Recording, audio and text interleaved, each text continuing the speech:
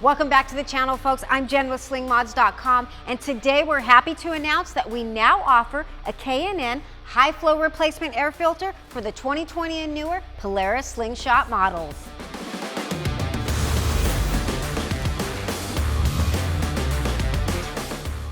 Whether it's time to replace your factory air filter or you're just looking for a quick power bump, this filter is a no-brainer for any Slingshot owner.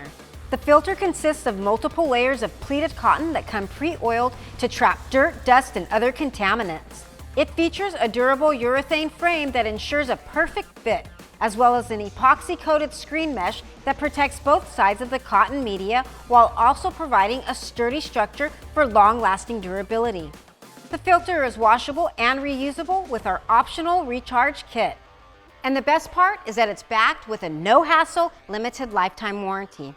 And since the filter is a drop-in replacement, installation only takes a minute or so. Start by releasing the clips on your factory air box to separate it and remove the factory air filter. Install the K&N filter, making sure that it's right side up. Lastly, re-fasten your airbox clips and you're good to go.